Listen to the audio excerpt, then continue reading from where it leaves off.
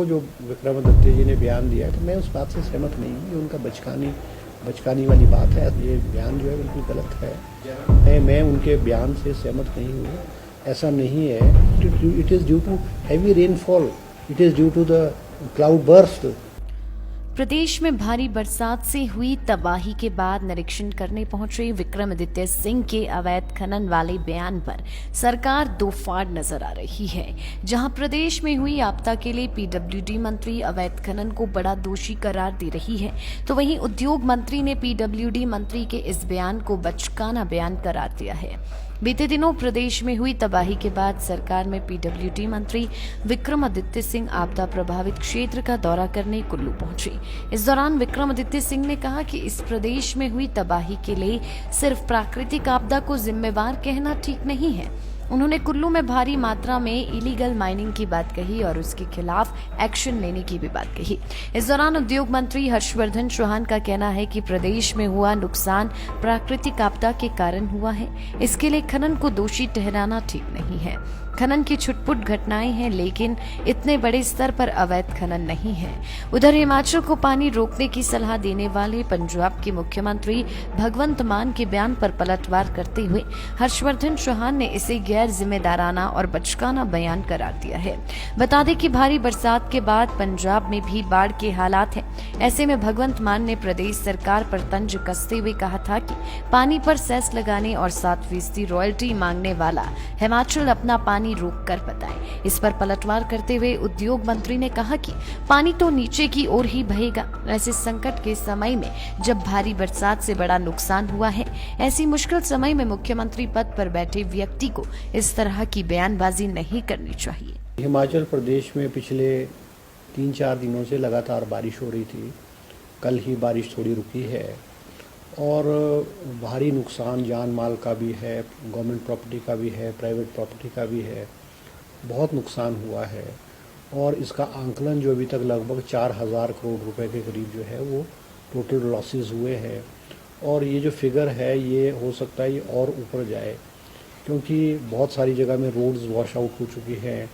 Water supply schemes का जो intake है, विशेष करके जो लिफ्ट की स्कीम्स है, बड़ी बड़ी स्कीम्स हैं, चाहे वो सोलन की है, चाहे शिमला की है, और बहुत सारी स्कीम्स हैं, उनका इनटेक जो है वो दरिया के किनारे से है। और वो क्योंकि डाउनपोर इतना हैवी था कि वो टोटल जो है वो वॉश आउट हो चुका है। बिजली की भी बहुत सारी स्कीम्स जो है, ट्रांसफार्मर्स है, वो जो ट्रांसमिशन लाइंस है, उनको भी जो है भारी नुकसान हुआ है। मगर मुख्यमंत्री जी के नेतृत्व में प्रदेश की जो सरकार जो है वो युद्ध स्तर पे जो है वो उन्होंने जो है रिस्टोर करने का काम जो है वो किया है। और जो टूरिस्ट लोग विशेष करके कुल्लू, मनाली, लाहौल स्पीति और किन्नौर में कोई बाहर के जो टूरिस्ट थे, वो कोई 60,000 टूरिस्टों को जो है सेफली जो है वापस घर जो है पहुंचाया गया है। और उनको जो है वो सेफ स्थानों पे रखा गया है, उनको ठहरने के लिए, उनको खाने के लिए और स्टेट से बाहर निकालने की व्यवस्था जो है वो मुख्यमंत्री द्वारा की गई है। तो ये बहुत बड़ी त्रासदी हुई है। और क्योंकि जो मौसम विभाग ने भी कहा है कि जो बारिश हुई है, मॉनसून का टोटल जो रेनफॉल है उसके 30% जो है वो डाउनपोर जो है वो विदिन 3 डेज़ में हुआ है। और इसकी अपेक्षा और इसकी एक्सपेक्टेशन किसी ने भी नहीं की थी, मगर नुकसान हुआ है। बहुत सारी डेथ्स भी हुई हैं, कुछ बॉडीज़ अब जो है वो निकल भी रही हैं, बहुत सारी गाड़ीज़ भी वॉश आउट हो गई है। तो बहुत पैमाने पे हुआ है, मगर हम ये एश्योर करेंगे हिमाचल प्रदेश की जनता को कि हमारा जो प्रशासन है वो लगा हुआ है और बहुत सारी रोड्स जो है वो उसको रिस्टोर करके ट्रैफिक जो है रिस्टोर कर दिया गया है। बहुत सारी वाटर सप्लाई स्कीम्स को भी जो है वो रिस्टोर किया गया है, कुछ रही हुई भी है, मगर विदिन 2-3 डेज़ जो है वो सारी की सारी जो है नॉर्मलसी जो है वो प्रदेश सरकार ले आई। सर, आकलन के लिए टीम बनाई गई है, इसकी मॉनिटरिंग तो मुख्यमंत्री जी खुद कर रहे हैं और डिस्ट्रिक्ट से 12 के 12 जिलों से और हर डिपार्टमेंट से जो नुकसान है उसका आंकलन हुआ है। मगर ये जो फिगर है ये अभी तक 4,000 करोड़ के करीब है और इसकी एक्सपेक्टेड जो है वो और भी ज़्यादा जा सकता है। सर, पिछले कल आपकी मंत्री जो है वो कुल्लू दौरे पर थे और वहाँ पर उन्होंने मीडिया में बड़ा बयान दिया है कि जो वहाँ पर त्रासदी हुई आपदा आई है उसमें कहीं ना कहीं जो है वो अवैध माइनिंग भी एक बड़ा प्रॉब्लम है। देखो, जो विक्रमादित्य जी ने बयान दिया है मैंने नहीं सुना है, मगर ये जो त्रासदी हुई है ये इलीगल माइनिंग की वजह से नहीं हुई है। ये तो जो रेनफॉल है, जो बारिश हुई है, वो हैवी डाउनपोर हुआ है। इलीगल माइनिंग तो मान लो एक स्थान पे, दो स्थान पे या तीन स्थान पे हो सकती है, मगर सारी की सारी कुल्लू वैली और पूरे के पूरे कुल्लू जिले में नुकसान को इलीगल माइनिंग की वजह से हुआ है। ये बयान जो है बिल्कुल गलत है।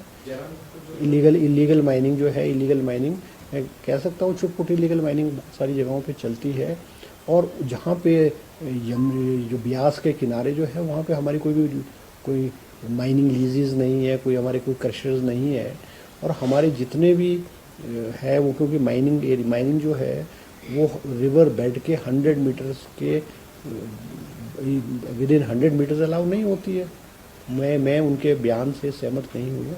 ऐसा नहीं है। क्या जो मंडी में कौन सी लीगल माइनिंग हो रही थी, या कुल्लू के बहुत सारे क्षेत्रों में जो हुई है, त्रासदी हुई है, वो it is due to heavy rainfall, it is due to the cloud burst. और वो पानी इतना बड़ी तादाद में पानी आया कि उसने सारे के सारे जो नदियों के किनारे जो क्षेत्र हैं उसको सारे को तबाही कर दिया। क्या थुनाग में और मंडी जिले में भी लीगल माइनिंग हो रही थी? तो मैं उस बात से सहमत नहीं हूँ। ये उनका बचकानी वाली बात है। ऐसा नहीं है। ठीक है, छुटमुटी लीगल माइनिंग होती है, और it is for the police and other department to check it.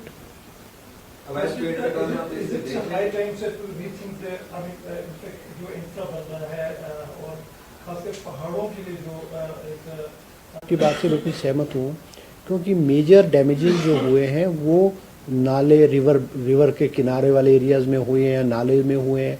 क्योंकि अब अनएक्सपेक्टेड अगर रेनफॉल हो जाएगा या किसी क्षेत्र में बादल फट जाएगा तो जो फ्लो ऑफ वाटर तो वो बहुत हाई होगा, और वो जो पानी है वो जब इतना हाई हो जाएगा, जैसे ब्यास का जो रिवर बेड है बहुत चौड़ा है, मगर इतना बारिश हुई होगी कि वो रिवर बेड के दोनों कोनों तक इतना हाई पानी चला गया कि बिल्डिंग्स को बहा कर ले गया। तो निश्चित रूप पे हिमाचल प्रदेश में अब एक पॉलिसी बनानी पड़ेगी कि आपको नाले, खाले या रिवर बेड्स के किनारे का एक कम से कम 100 या 200 मीटर में आपको अलाउ नहीं करना पड़ेगा।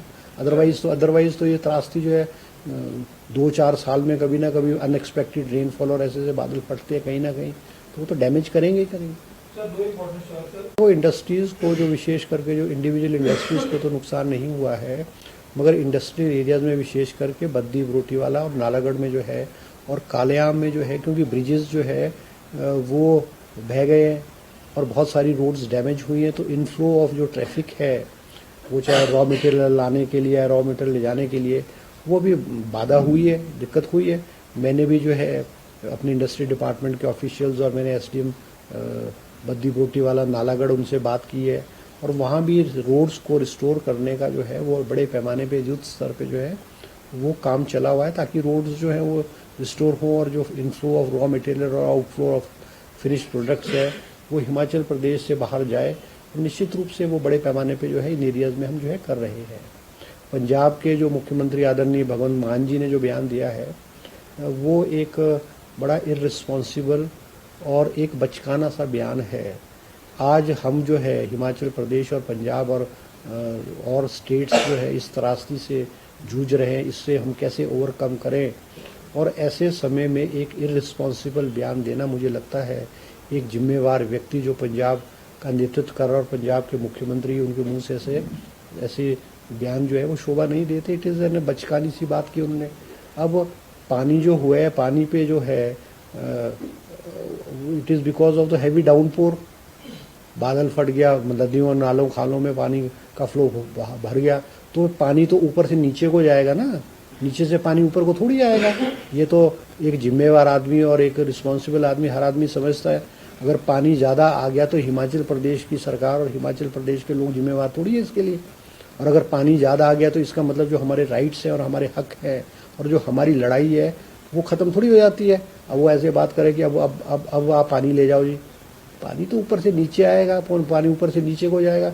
ठीक है, हमारी इंटर स्टेट के हमारे जो डिफरेंसेस हैं वो हम चाहते हैं कि हम आपस में बैठ करके उसको सेटल करें, और ख़ास करके ऐसे समय पे जब दोनों राज्य इस चीज़ से जूझ रहे हों, उस वक़्त इन इश्यूज़ को बोलना मीडिया में और एक ऐसा माहौल क्रिएट करना, मैं इस बात से सहमत नहीं हूँ। ऐसे जिम्मेवार लोगों को ऐसी बात ऐसे समय में जो है वो नहीं करनी चाहिए। नहीं, वो तो he is used to it saying. अब वो किस उस कॉन्टेक्स्ट से बोला, किस तरह से बोला उन्होंने जो है वो मैं नहीं बोल सकता, मगर एक रिस्पॉन्सिबल आदमी को ऐसे समय में ऐसी बात नहीं बोलनी चाहिए। केंद्र सरकार के लाइव टाइम्स टीवी के लिए शिमला से विक्रांत बधन की रिपोर्ट।